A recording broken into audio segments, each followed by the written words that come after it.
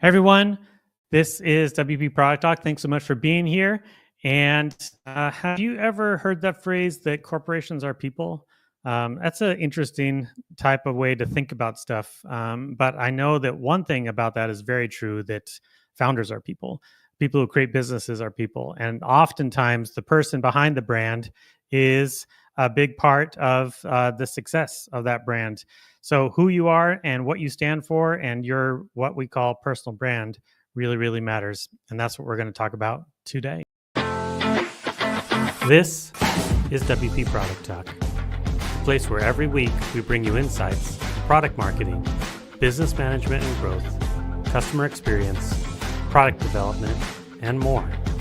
It's your go-to podcast for WordPress product owners by WordPress product owners. And now, enjoy the show.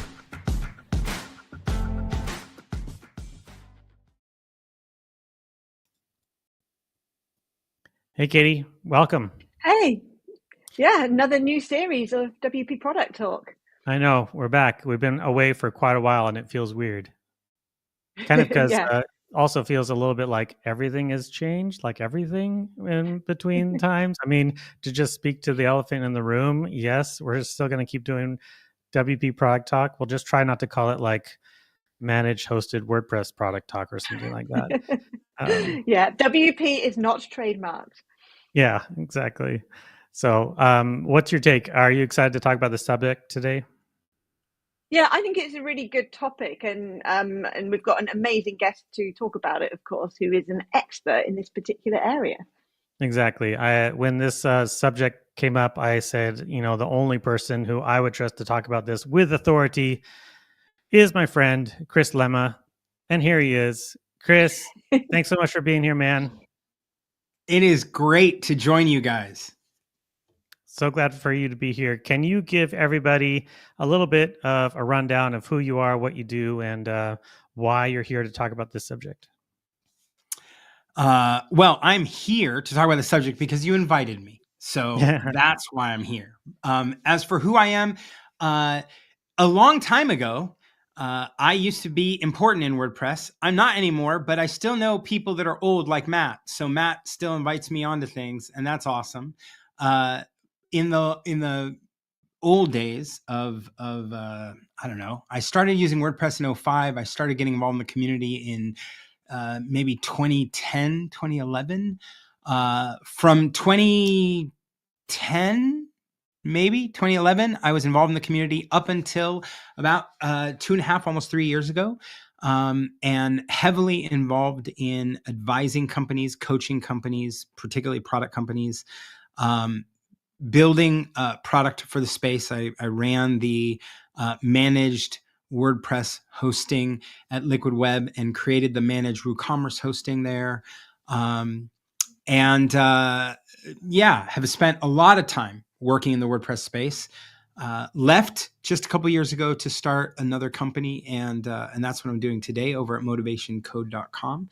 My other passion is leadership, and so leading people and managing people is kind of my jam. And so we created an assessment there that's a lot of fun. But I love our websites are on WordPress. We host with WordPress and do things with WordPress. I still have a ton of my friends from the WordPress community, and so it is fantastic to be with you this morning. Awesome. Yeah. You also have this amazing conference called Cabo Press as well. Tell the world a little bit about that. We started it as a WordPress thing, right? Because I was coaching, but I could only coach 10 maybe people a year. And I wanted greater impact. So we created a conference in my favorite place in Cabo San Lucas. And it's not a technical conference. It's just business. So we talk about pricing or hiring or outsourcing or social media or go to market and all that kind of stuff. And so we started it. This was our 10th year doing it.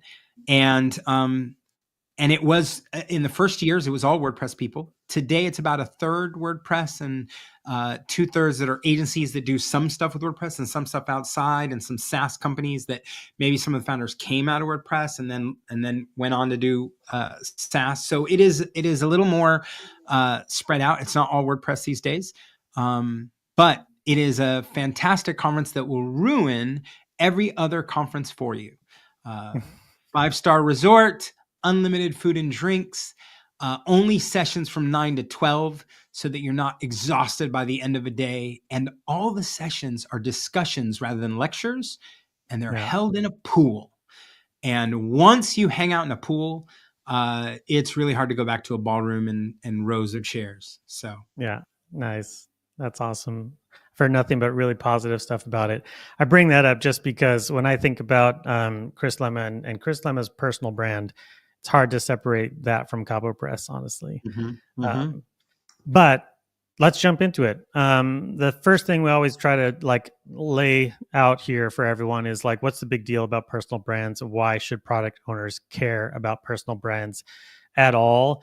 I try to lead a little bit by saying like who you are matters to the business that you run. People really pay close attention to that. I think we see that being played out a lot in public at the moment, actually, in a lot of ways. And I just would love to hear a little bit from both of you. What's your take on why is it so important for product owners? Katie, do you want to jump in first? Yeah, for sure. So this is something that wasn't really on my radar for a very long time, maybe 2 years ago. I'm very much outcome focused in my work. I want to be able to measure the impact of things and know what works. And so woolly things like personal brand for a long time, I thought I would rather be spending that time on real direct marketing of my products. And we'll get into my story in a bit more detail later and where the transition happened and so on. But since then, I've learned that there are lots of benefits that if people have a face to a company, that they do respect that company more, they're more likely to buy from you. And also there's lots of other peripheral benefits that come from it, which I didn't realize. So it's more important than you might think. Absolutely. Chris, what do you tell folks like at Cabo Press or anytime you're talking with product shops? What do you tell them that's so important about this subject?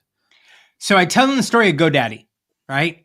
GoDaddy was already a billion-dollar business. They were huge, and their seat and you remember them if you go back long enough, right? They had all these Super Bowl commercials. People didn't know what GoDaddy was or meant, and they were paying ridiculous amounts of money and sending millions of people, in terms of traffic to their website in femtoseconds. I mean, it was just like a massive rush of people to buy domain names a long time ago. And they were huge. And their CEO went on a hunt in Africa, killed an elephant or something, and took pictures holding up the elephant head, whatever, right? And immediately there was a backlash, right? Yeah. There was a huge backlash. They're like, what kind of person does this? And that was a beautiful animal, and you went into their area and you just killed them for sport. And so it was huge. Well, you go, a couple years later, they get rid of that CEO and they put in a new CEO. And then they bring in a new executive team. And these guys are from eBay and PayPal. I mean, a completely different executive team. And then they start trying to recraft GoDaddy, right? And so there was this stage, right, in 16 and 17, where they're rebuilding the whole brand. And so you go forward to like 2018 or 19, 2 years after they've done this, and they ask people who are quitting, what's the reason why you're quitting GoDaddy, right? For hosting, domain, whatever. And what they're expecting, right? I knew the GM of hosting over there, and my buddy was like, you're not going to believe it. I'm like, is it your poor support? Is it your, blah, blah, blah. Like, I'm just so many reasons. all these technical reasons, because their product was still a work in progress. And he's like, no, it's that our CEO killed an elephant. And I'm like, it's 2 years later. Yeah. It's a different CEO, right? And now they're on their, the third CEO. And you're like, the power of personal brand. We could talk about all the positive sides, create opportunities, establish value, increase reach, anchor trust, blah, blah, blah, blah. But the point isn't how you can build and grow it. It's how you can destroy millions of dollars of value, right? Eliminate massive value simply because you're not paying attention to it. Simply because you think, hey, this is my personal life. You know how those people go on Twitter and they're like, opinions are my own? you could just delete that, right? Because Yeah. it doesn't matter. The moment you publish it, that's your opinion, that's your company's opinion, that's your industry's opinion. You can't say, I can say whatever I want and it doesn't impact my company. That's not Yeah. how it works, right? Yeah. And so personal Yeah. brand's really important, just if only to protect the brand equity that you're trying to build when you're building a company. Absolutely. I love that example because I think many of the folks who are here today probably are thinking about the impact the personal brand will have on their, let's say, relatively small size business, right?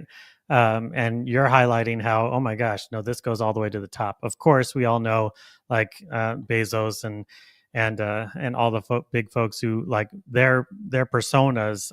Like Jeff Bezos, his persona is Amazon. Like people cannot separate Amazon from him in so many ways. And it matters all the way up to that level for sure. That's a great example. Appreciate that.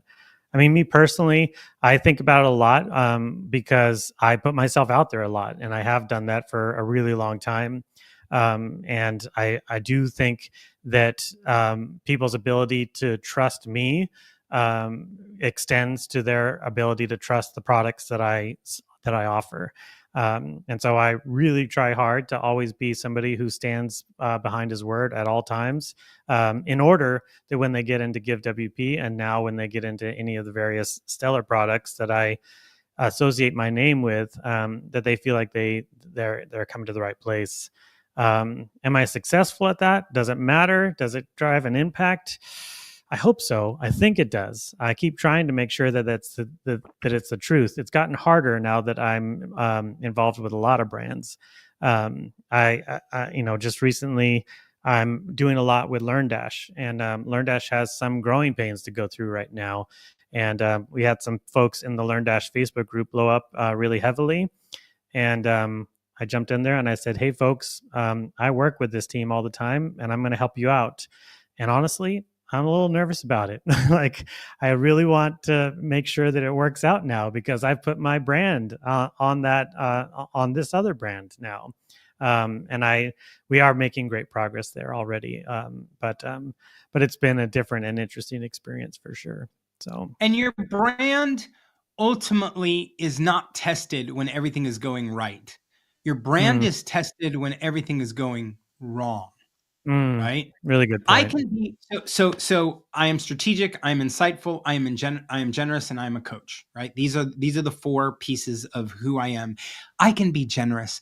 When people are nice to me, I can be nice to them. I can be a coach, someone I like and I want to give them advice, great. I can be insightful if I want to spend time, whatever. But what if I'm having a bad day? Right? And what if someone's attacking me on Twitter? Right? Or someone's attacking me in a Facebook group? Am I generous then? Yep. Right? Your brand is only your brand if it is not only consistent, but it appears right at the moment when you're being tested, right? And that's the hard part, right? Because it's really easy to be generous with other people that are awesome. It's a lot harder to be generous with someone who's a total jerk. And you have to Absolutely. go, okay, let's back up. Let's do this. And Facebook groups get wild, right? Oh. We know it, right? They get wild and you're like, okay, how can I stay consistent? And you still have to have boundary, but how can I be consistent and stay who I am in the midst of this?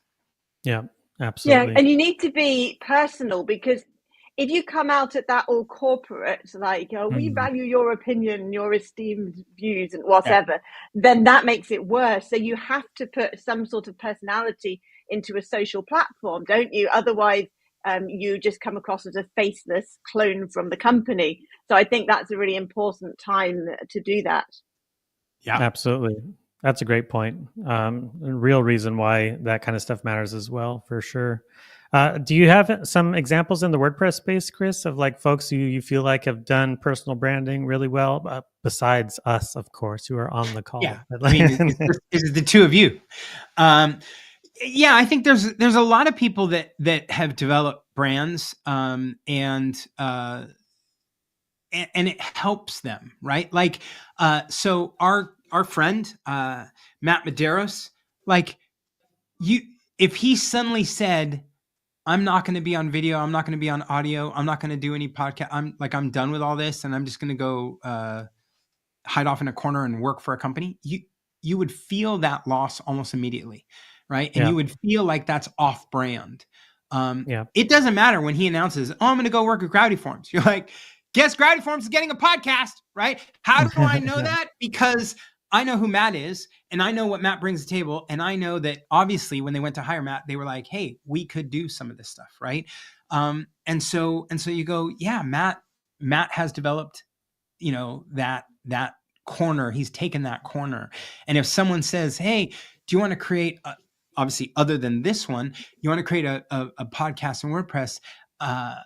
Who should I talk to?" I'd be like, "Well, go talk to Matt," right? Like he's done it a million times over. Yeah. And personal branding at its core is basically the Google SERP list in someone's brain, right? When someone says to anyone in our community, "Hey, if I want to build a black and white monochrome website, right? Who should I talk to?" If you all don't think Brian Gardner, right, in the first 2 seconds of thinking, right, you're like, well, then what is the point, right? Yeah. I know that Brian he's like, "I got a brand new theme," and I'm playing with him, but a brand new theme, and we're like, "Let me guess, it's black and white," and then it shows up and there's black and white. And you're like, "Of course it's black and white, right? That's your jam." And he's like, "No, I like color too." I'm like, "Great, yeah." Convince me when you come out with something that's super, right? But you know the corner he takes. It's the first name, right? If we're talking about, interviews of people who are all over the world and how WordPress has made an impact on them, you're going to talk about HeroPress. They've taken a corner and they do that thing, and they bring light and they shine a spotlight into parts of the world that maybe you've never thought of or heard of, right? And you're like, "This is awesome." So there are all sorts of people that have taken a corner. The question is, if someone says, "I want to do donations online," is there a number one spot in your brain, right? And for me, if someone says donations online, yeah, go talk to Matt and Devin, go talk to Give WP, go talk to these guys. And by the way, if they even hint, "Oh, I looked at Give WP and those guys are just ripping people off," right? You're like, time out. You're talking about people I know and trust. You're talking about people that have a high level of integrity. You're talking about people who never sold out, never once they had multiple options and didn't, and they made their decisions. They like, stop, right? We can do that when we trust people that we know. But if it was just a corporate entity and we didn't know anyone there, it is much harder for us to anchor trust and establish value when we're like, I don't know. So anytime you see, particularly in acquisitions, you see something get bought, then you're like, who's the company that got bought? Who's the company that did the buying? Do we trust anyone over there? Right? Yeah. That's where it becomes really valuable. Absolutely. Yeah. The Matt Medeiros example is interesting because he plays with his personal brand in a way that I can't decide if it's a good idea or not. Specifically, he changes his username on places like Twitter to something that's not his name, like "Can I be on your podcast?" or "Podcaster of the Year." And Katie, I thought he was so confident, but then he started tweeting, "I don't get the engagement I want." So I thought maybe he's not that confident about his personal brand. So what do you think, Chris? Yeah, Katie, I didn't say Matt was smart. I said he's branded. I am, of course, kidding with my friend. So here's the thing that. By the way, I have no idea who this is. This Matt Medeiros guy. It's like, a Matt. No. I mean, right? It's some random Matt. It sounds interesting, but not particularly well known. So whatever. There are people that will change things, change their name on Twitter, change this, change that. There are people who have animated or non-animated, but caricatures on Twitter as their face, right? And I think all of those things are mistakes. But I don't care, right? Like, you do you and I'll do me. And if I, and I wear a hat every day and they're like, "I think that's stupid." And you're like, "That's fair. It's fine." Right. But part of a personal brand is you're present, you're different, you're helpful, you're humble, your people are aware that you're there. I don't know if you've ever been to someone's wedding. You go to the wedding, you were there the whole time. You go to the reception, you were there the whole time, you leave. And then 6 weeks later, talking to your friend, they're like, hey, were you at the wedding? And you're like, oh God, did I literally just hide on was I a wallflower, right? Did I disappear among air? So how do you make your presence felt?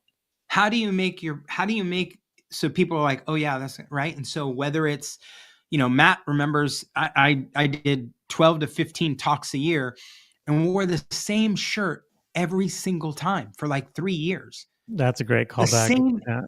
The same exact shirt. Why? Because I was getting on stage to tell stories. Yeah. Right.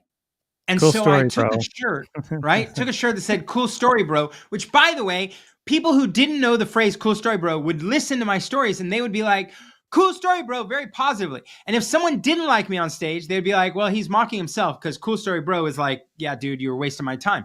Either way it worked, but I had a black t-shirt with gray text that said cool story, bro. I wore it for 2 or 3 years and there was not a single person who didn't know I was there.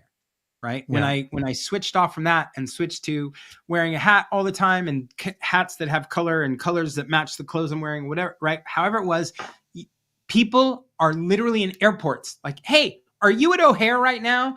And I'm like, no. I'm like, oh, there's a guy that's 3 feet in front of me at the Starbucks in O'Hare. And I swear it's you. When people see you, even when you're not there, right. Yeah. You've done something with brand. So Matt changing his name or other people changing their photos or putting character. I'm like, no, make it easy for people. Keep your name there, keep your image there, make it easy for people to connect you with that. So there's things anybody can do and improvements people can make, but that doesn't stop the fact that if you say, right, Matt Medeiros, that people are going to put, they have a number one ranking of what that means. And the same thing with Topher and the same thing with many other people, right? Absolutely. Well, we're getting a little bit right into that personal experiences with this, and I'd love to explore that a little bit more. I thought it'd be interesting and fun for us to maybe talk a little bit about each other's brands, because I think it's really the biggest aspect of personal branding is that we can want and desire whatever messaging we think about how we project ourselves out there. But at the end of the day, it's really about perception. How do people perceive us out in the world? And is the way that we're presenting our personal brand, is it actually communicating to people and being effective or not? I mean, the stuff that Chris was saying right now, like in my mind, Chris is a storyteller, like because I lived under his storytelling for a long time. And he continues to be a storyteller. That to me is like a big aspect of who Chris is. Like when I said, like, what do you tell folks about personal branding to product? He's like, I tell them the story of GoDaddy. Like he doesn't say, I have this example, or I had this one cool experience or whatever. He's like, I tell them this story. Chris is a storyteller guy. Like that to me is a big aspect of what he does. And Katie for me has always been the build in public kind of person. I know that's maybe not the most accurate phrase, but the way that you are really transparent about all the things you're learning and all the things you're doing and all the things you're experimenting with through your business and with your business, not only in front of all of the WordPress audience, but in front of your employees, your team members, and how you're really transparent about that. Like to me, that's a big part of who you are. And your personal brand. I don't know if that's exactly how you think about it, but that's how I think about it. I don't know, Katie, does that resonate with you, or am I way off base? Yeah, the only thing which you did pick up on is the phrase build in public. I actually hate that because that implies that you're being contrived about it. You're doing it as a strategy. And you both mentioned that at the beginning about being intentional or strategic with your personal brand. Whereas I would say that I have become conscious of it over time, but it's not actually something that I thought, right, I'm going to be really open and that will make me known for this and get respect. That actually wasn't how it worked. It kind of happened. So that's a good point, though. I never really, build in public. I think I see that as a negative when people start hashtagging it, because it's like, well, you're just doing that as a strategy and you're not genuine personally. I mean, I like the build in public strategy in general, but I think I love the way that you are personally saying that it's kind of the way things evolved, because that's who you are naturally. You just, you like to have your insights on your sleeve. I guess that's maybe not the best analogy either, but like you like to be able to talk about these things and get input and feedback from others, and that's just who you are. And you started doing that, and it started to evolve. I think definitely that's something that happens with folks, is that the personal brand kind of evolves, and it should, because it should be an extension of who you are and not just something that you're like, okay, now I'm going to be this like I can't ever go be like, now I'm this like cutthroat, like sales at all costs kind of person. Like I can't make that decision. I can't, it's not who I am naturally. I don't know. Chris, does that resonate with you? What do you think about like perceptions of personal brands? What do you see with Katie and I, things like that? Yeah. Well, I think, Katie, what you're talking about is being authentic, right? And I think there's a strong case to be made that that's the corner you're taking, right? Is that authenticity. You're also a learner, right? Someone who is digging through all sorts of things to kind of get a handle on them, to learn them. And then learners aren't just people that absorb and take in, right? They also share it with others. And so you do this comprehend thing, but then you also express it to others, right? And the comprehend and express kind of motivation sits really, really strongly with all of your public stuff. And that's fantastic. Where that gets tested, right, is what happens when you don't know something that when you go to learn it, right, it actually changes your position, right? So you were going this way, and all of a sudden someone wants to introduce something new to you. And will you pivot with the new information, or will you stay anchored? Now, if I had to put money on it, I'd be like, oh, she'll pivot because she's a learner. She wants to take it in and grow. But that's where all personal brand is, where the rubber hits the road, is that it's easy to be generous or strategic or insightful or whatever with the scenarios that are perfect. It's what happens when you get pushback on that, right? And that's where you go, okay, now it becomes something where you realize, and what you described organically is how most personal brand works.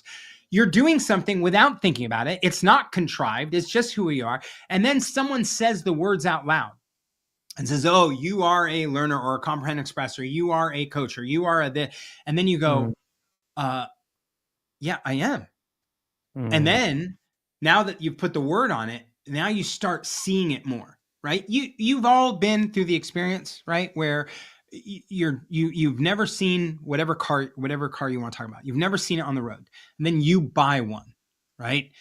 And all of a sudden you see them everywhere, right? And it's because now you're paying attention in a different way. And with personal brand, when someone puts the brand on you, says, oh, you're a storyteller. And you're like, yeah, of course. I mean, I've been publicly speaking since I was a kid and da, da, da, da. But when they go, you're a storyteller, you're like, right, now let me embrace that. But then also, how do I improve it? How do I become better at it? How do I become more known for it? Where do I put in place? So all of that organic process is honestly how it should work. And it should be, as Matt was saying, it should be very close and near and dear to your heart. This is who I am, right? This is how I work. Because when there's a distinction between who you are in private and who you are in public, that gap will get wider and wider. The pressure of that external persona will get heavier and heavier on who you are authentically. And one day you'll just quit it all. You'll pull the ripcord and you'll be like, it's too hard to be fake. And I don't want to do it anymore. And I'm tired of it. And we've watched countless CEOs just either explode or walk away because they were sitting under the weight of a persona that wasn't their own, right? Yeah. And that's why you want it to be so close to who you are, right? Yeah. That's interesting. Sorry, go. So I suppose somebody who doesn't have much of a personal brand because they've always kind of worked in private and not put themselves out there, I suppose they should just be more public in their work without necessarily thinking how they want to project themselves, because that should be an extension of their personality. Is that what you're saying?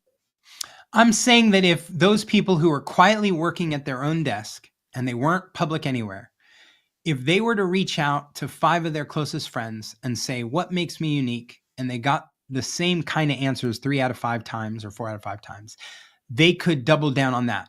It doesn't mean that a personal brand has to go on Twitter. It doesn't mean that a personal brand has to go on Facebook. It doesn't mean that the personal brand has to be the marketing. It just means that when I approach a certain person in a certain context and they have consistently done the same thing over and over again, I start connecting that brand with that person. And then the consequence of that is I start thinking about that company because of that person.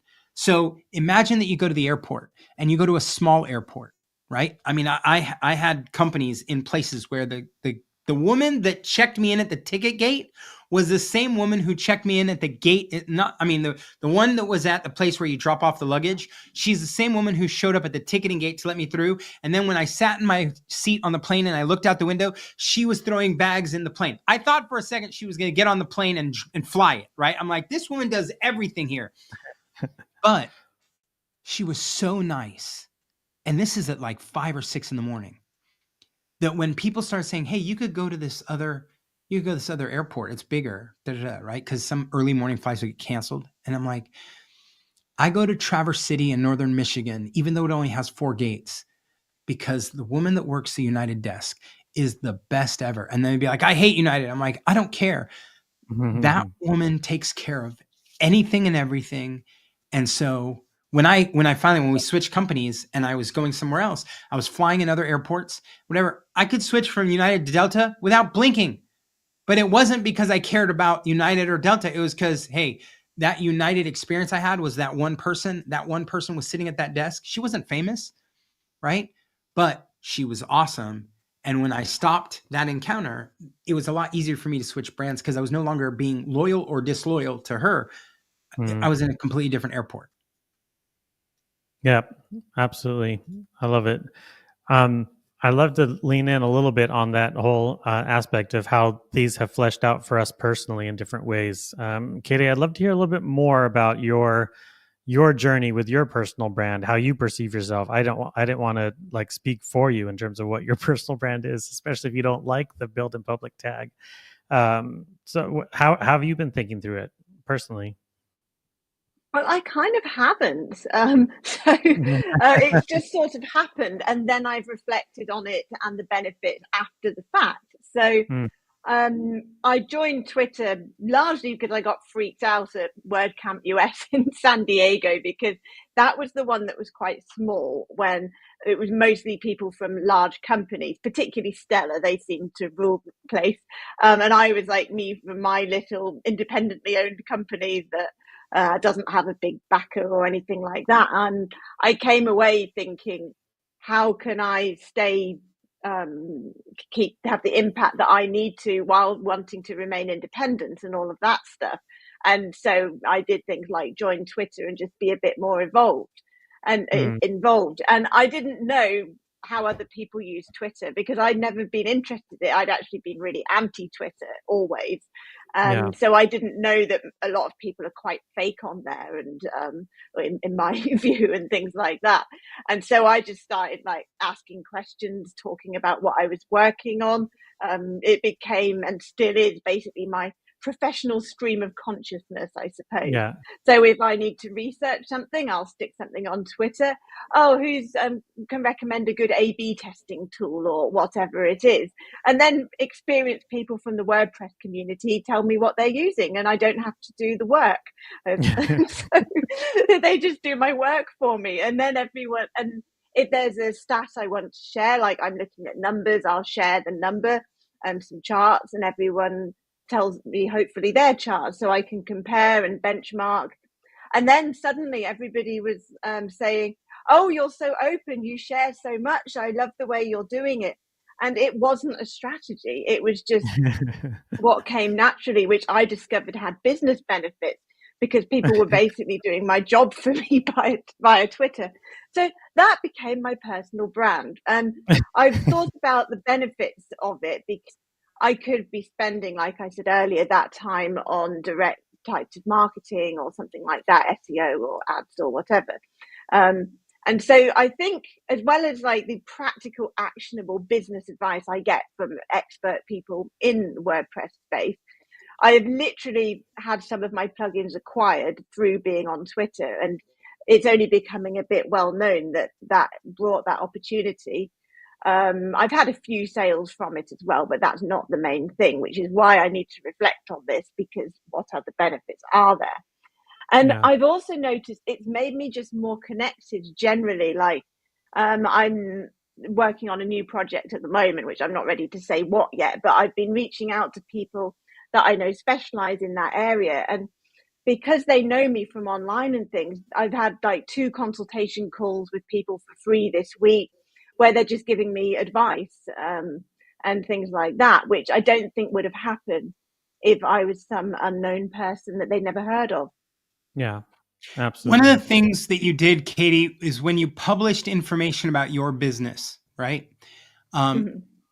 This is where personal branding becomes really powerful, is when you create contrast, when you zig and others are zagging.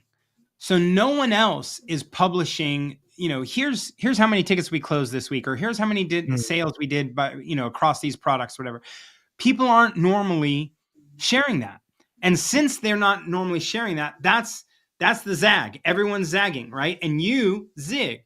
And when you zig, when others zag, you create contrast. And when you create contrast, it's like catnip for cats. It's the catnip of people's brains. Everyone else is just seeing, like we've all done it, right? You see everybody doing the same thing, and you Hot can't even take. Yeah. yeah, you can't even tell what it is. It doesn't matter, right? Because it's just flowing right past you, because you don't care, because it's all the same noise. And then someone does something different. And when someone does something different, the contrast causes our brain to go, pay attention. And so when you're thinking about personal brand, it's not enough to be like, oh, I want to be helpful. Yeah, so does everybody else. Everybody wants to be helpful. Like you're not going to anchor on, well, I'm helpful, because it's not, there's no contrast there. So when you're developing your brand, right? Matt is helpful. There's no question. Matt is helpful, but Matt is more than helpful. Matt is like, the cheering section for whoever you are. So where other people are like, cool, yeah, see you later, right? Matt's like, tell me about your thing. What's going on? Da, da, da. Wow, that's great. Let's get more people to pay attention to you. Oh, let's get other people to know you. Here, let me introduce other people to you. And you're like, how did this guy join staff and become my cheerleader? And he's like, no, that's just what I do. Like, I can't help myself, right? If you're awesome, I want other people to know you. And so Matt is a friend to everyone, and Matt brings people to the table, and you go, this is great. But it's great not just because it's authentic, not just because it's who he is. It's great because no one else does that. So the contrast helps it become something that helps him stand apart. Yeah, I appreciate that. I think that's really interesting, because the similarity there, I think, is exactly what Katie was saying too. She's like, she got on Twitter and she's just like, this is what I do. This is who I am. And then it's like, what? This isn't what everybody does? That's my experience of these things too. It's like, you come on board, you're different than me. I want to know everything about you, what you do, and why you do what you do. And then I want to tell everybody else why you're so awesome. That's just how I work. That's just how I operate. And I'm like, why doesn't everybody operate? Doesn't everybody do that kind of thing? Like, I don't understand. And it's a perfect example of how these things have to be just like a natural expression of who you are, and not some sort of like weird add-on to your brain or something like that. I think that's great. I will say, like, from my perspective, from my own kind of journey of these types of things, and Chris has been witness to all of this. So if I'm not making anything up, but like earliest days, I was a lot like Katie. Honestly, I was just like fumbling my way into web development and trying to like help my clients. And I was like, I don't know what I'm doing most of the time. I just need to go and ask questions out in public. We had this little Facebook group called Advanced WordPress, and I was in there, the noisiest, loudest, most obnoxious newbie, trying to figure out how to build a website with WordPress. We grew that group a lot, and we started doing a lot more local meetups and things like that. I went to my first couple WordCamps eventually, and this was already after we had launched Give. And I'm thinking I'm the Give guy, but people are like, "You're Matt from Advanced WordPress," and I was like, "That's true." That's not what I want to be known by. Actually, I made that mistake with you because I knew you from a Facebook group. I didn't know what Give was. Oops. That's so funny. I mean, that's the thing. It was like I want to be known by this thing that I'm so proud of, and then I'm putting like all of my time in, and I ended up being known because I blog about little jQuery snippets that I created forever ago, or things like that. People got to know me that way. That took me a while to actually be like, I need to leverage this because there's something there. I need to leverage this, but I need to leverage it for Give.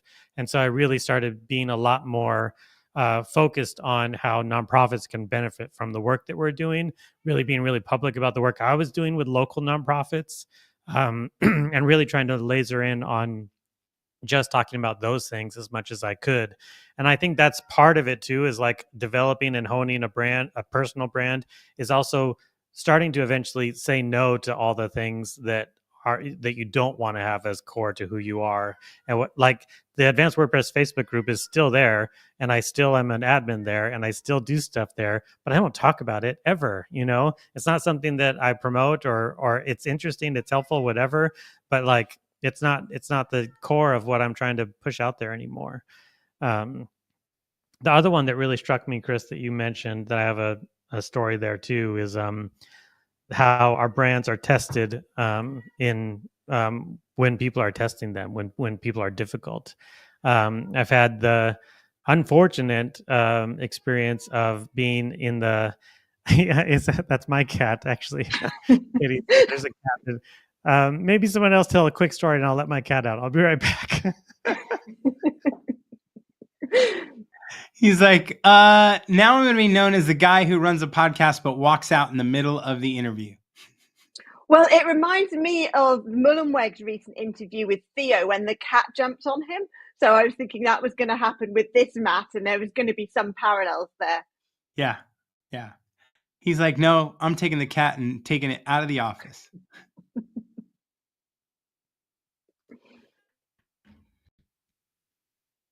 He's really letting that cat out. Yeah, he no longer has a cat. He walked it all the way off the property and threw it in the street. That's what happened. You took that cat really far. My office is down in our basement, and I got to get her up into the first floor. Oh my gosh. Yeah, I was hoping it would jump on you like that guy who showed up to the court case and he had the cat avatar all over his face. Yeah. I don't know if you ever saw that one. We were thinking your cat was going to jump on the table or in your lap like another Matt's recent podcast. Oh yeah, I didn't see that one. I don't pay attention to what that Matt does. He doesn't seem very important. So he doesn't even have an avatar. He just has a pink circle, referring to what Chris said earlier. I have no idea. I have no comment. The other one is just, I had the unfortunate circumstance of being on the tail end of some difficult stuff on the Give side. We definitely have had some users who were fundraising for nefarious purposes, and I ended up using my personal brand to say, we're getting rid of these customers. And they didn't love it. And it became a big blow up on Twitter also, unfortunately. And it was one of those times in which I definitely felt like I want to be known as a generous person, and canceling a customer does not feel particularly generous, except for the fact that I'm doing it because this person is partaking in hate speech, and that's when I have to stand up for everyone else and be like, this is not the kind of thing that we do. It's not what we stand for. And it was amazing to see so many people who did know me and did know what I'm about and did know what Give is all about come around and be supportive in that time, because it's one of those times where I went viral for all the wrong reasons.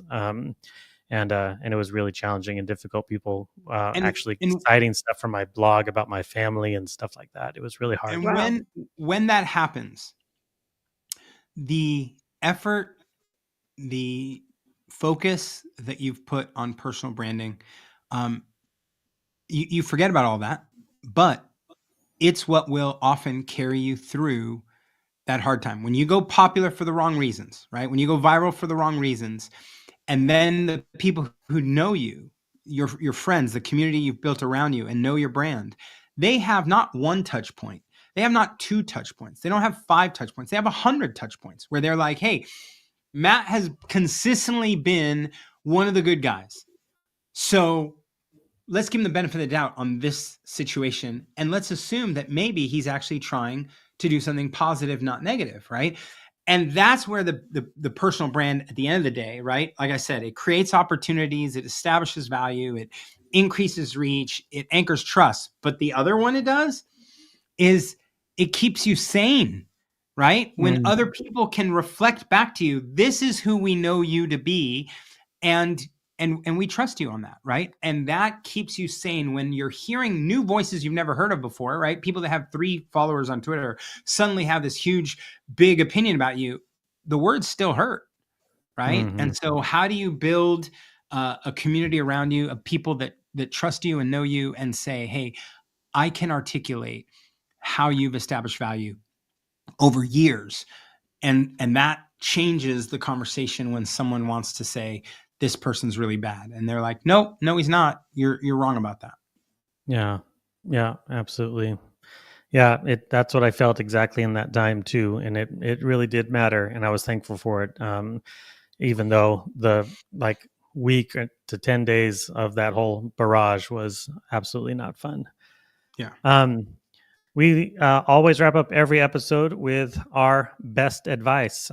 Think of it like you're running through a WordCamp and you're in the hallway track and somebody's like, oh, Chris, hey, I want to get into personal branding. What can you tell me? You got 1 minute to tell them what you think before you run over to that next meeting. What is your best advice for folks who want to start building their personal brand for their product business? Chris, you go first. Okay.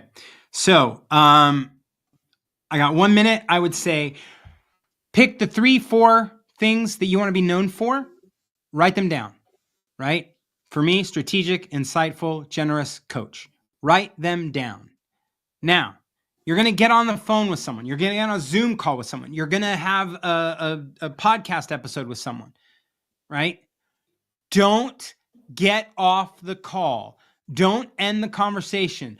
Don't end the podcast interview without making sure that those things have materialized.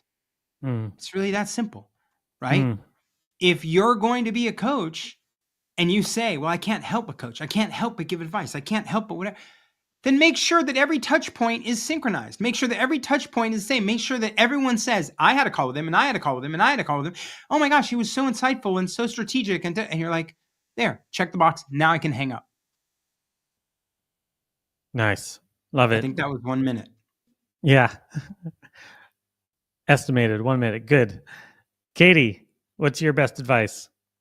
I mean, I know that you kind of have said you're kind of giving your advice to yourself because this is a evolutionary thing for you. But what do you think? Yeah, mine is something I've got wrong actually, which is think about who you want to be known among.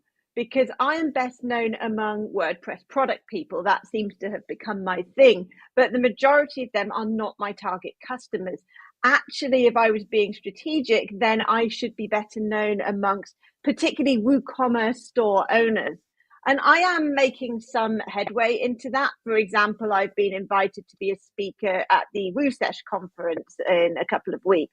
So that is about getting my brand out as an expert in WooCommerce so that they will then trust my products.